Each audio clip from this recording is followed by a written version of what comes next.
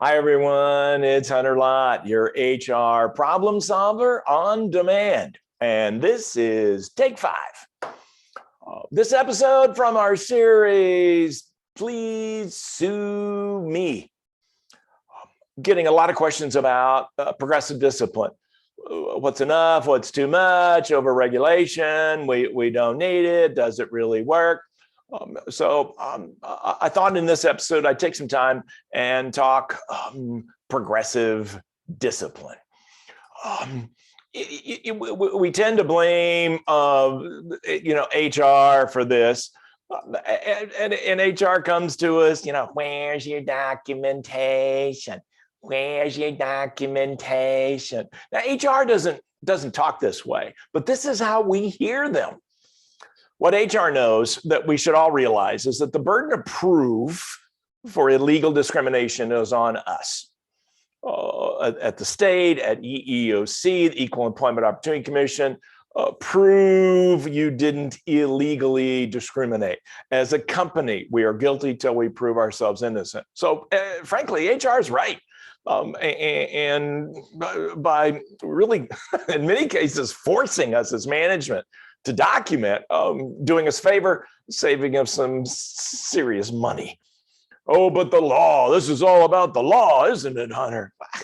Yeah, I don't get hung up one way or the other. Wait a minute, we're an at-will state. Well, yes, we have the right to fire at will. They have the right to sue at will. Remember, the burden of proof's on us.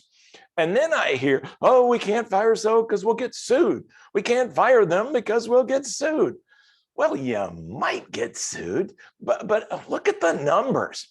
Here's 2020, total EEO receipts, illegal discrimination claims of 67,000. Now, this is out of what, 130 million employees? Look at the odds. And out of that 67,000, 66.8% of them were dropped. They just dropped them. They said no reasonable cause.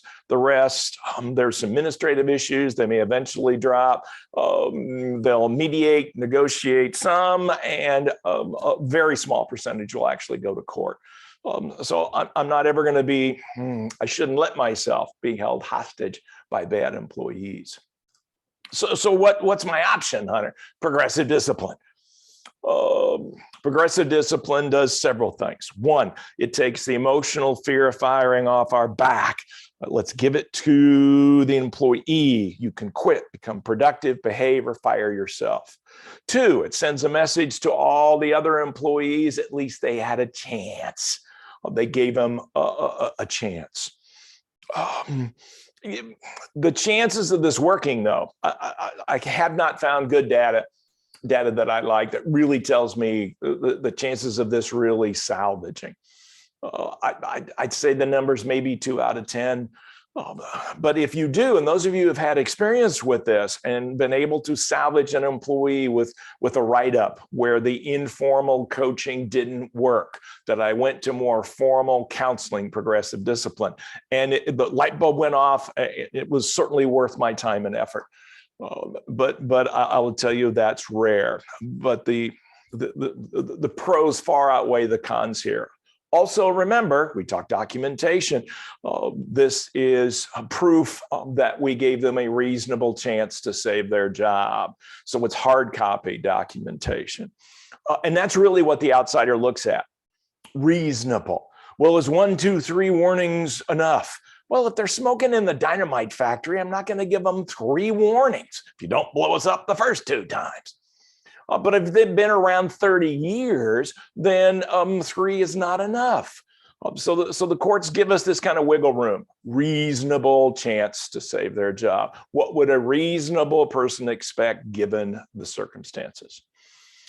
This is one of those things we need to be paying attention to HR. Here's a sample policy.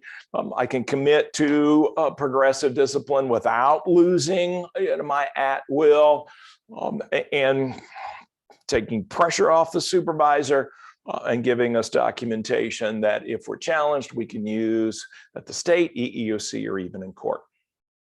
Hey, thanks for watching this time. Check out all my resources on hunterlott.com. We'll see you next time on Take 5.